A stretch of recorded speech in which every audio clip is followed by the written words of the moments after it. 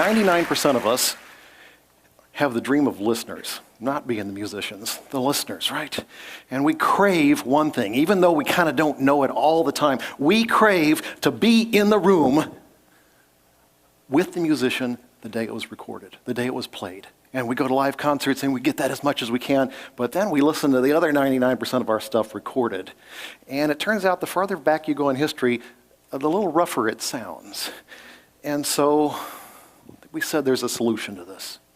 Let's separate the performance as a thing out from the recording, which was how it was made. You know, the thing with microphones in the room and all that day. But the performance itself was how the musicians worked their fingers and what instruments they were using, and it's the data hidden inside the recording. In order to do this, it's a lot of hardware and software that runs in a very high resolution, and Yamaha makes an incredible thing called the Disklavier Pro that looks like a nice grand piano there, and you probably didn't realize it's going to do all these things, but full of solenoids and fiber optics and computers and all these kinds of stuff. The highest resolution out of Japan, and this just didn't work until we could cross this line that says high definition. And we were able to cross this line called the uncanny valley in terms of artificial intelligence terms. We have a process where we kind of put it into the computer and digitize it, and then a whole lot of analysis, and we look at every single note and all the attributes of those notes, how hard they were struck and how they were held down and how you move the finger. So we had to develop a whole new science of how you move your fingers, and it's the things your piano teacher teaches you. We never had a science behind these kinds of things. I'm going to start with Glenn Gould. He died 25 years ago this year and was born 75 years ago this year. Was a beloved pianist, maybe the great cult pianist of the 20th century. He just got tired of being in front of an audience and felt like a performing monkey was his term. So he stepped back and did nothing but the crafting of his work. And Gould's specialty was playing Bach. His maybe most famous recording was something called the Goldberg Variations. Bach only wrote themes and variations one time.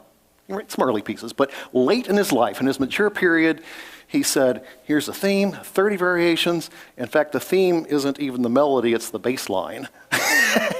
And Gould recorded it in two major recordings that you may know about, one in mono and one in stereo.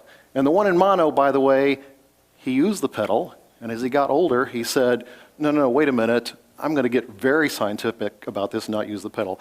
What I'd like you to hear live is the 1955 version, and we'll play the first couple pieces of it. Glenn Gould, 1955.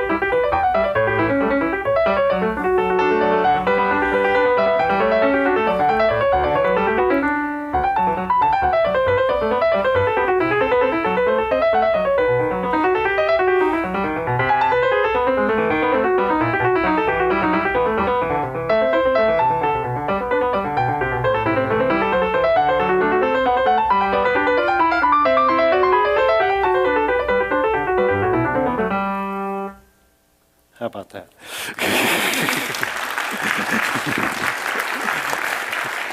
So let me tell you a little bit how this was done. First of all, let me get you to the end step. This says we have a fairly complex process that's, software and musicians and so on.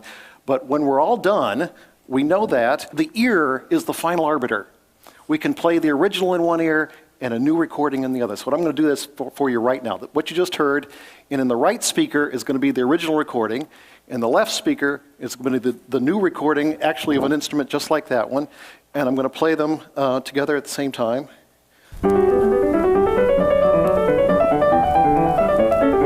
That's the original.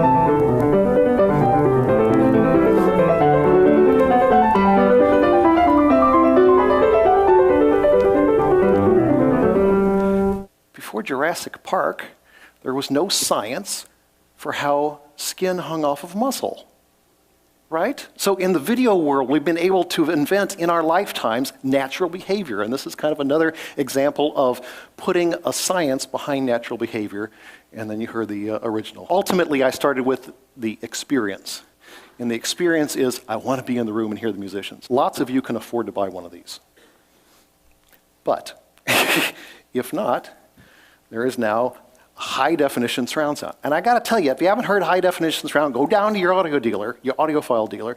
It's so involving compared to regular stereo. But if you don't have that, maybe you can listen to your headphones. And so on the same disc, we have 5 recordings. Sony has 5 recordings. And you can listen in headphones with this thing called binaural recording. And it's a dummy head that sits in front of the instrument.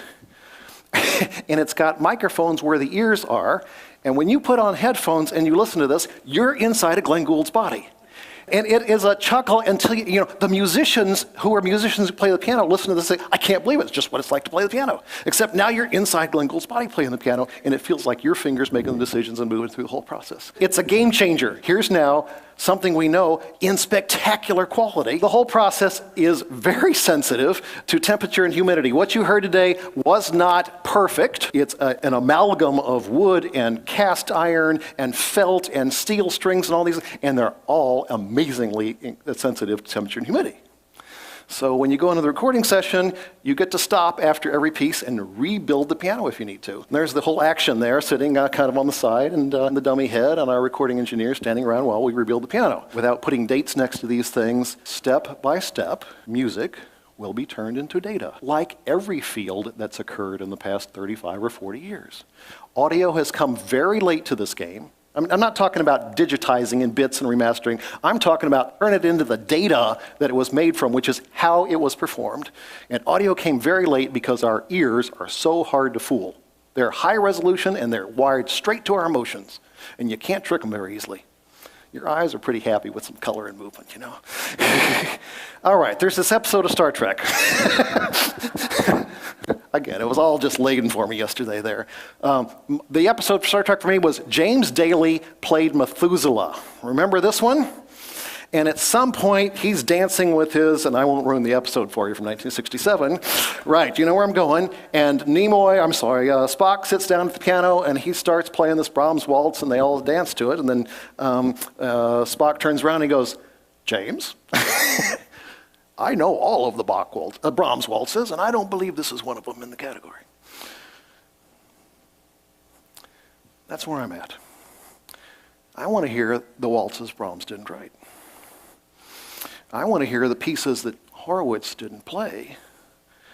But I believe we're on a path now, when we get to data, that we can distill styles and templates and formulas and all these kinds of things, again, that you've seen happen in the computer graphics world. It's now coming in this world. The transition will be this one. That says right now, we think music is notes and how they're played. And I believe this is coming because what you just heard was a computer playing data. No Glenn Gould in the room. but yet it was human. And I believe you'll get to the next step, the real dream of listeners.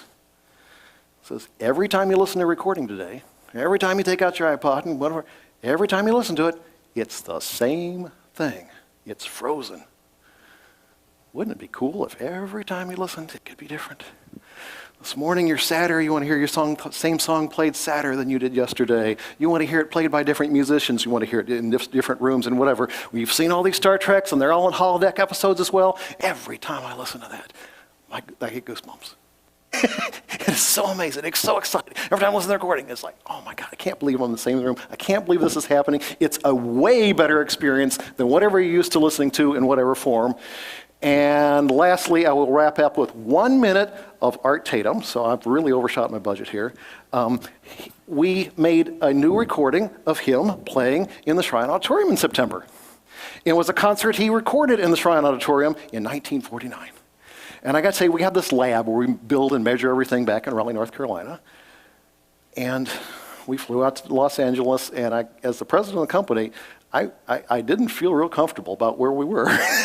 That's a real uncomfortable feeling when all the equipment's come out and a whole Sony team, and people are going to be sitting there in the audience. And we put the piano on the sweet spot of the stage in the Shrine, which has not changed in 1949, still seats 6,000 people. And on the sweet spot of the stage, Tatum starts playing, and every note, every beat, every slur, every accent, every pedal was perfect because he played it for that room on that day, and we captured all that data all over again. And I want you to hear that right now. And unfortunately, it's right at the end here. This is an encore he used to do. It's 1 minute long. It's an Irish jig, and I want you to hear his humor.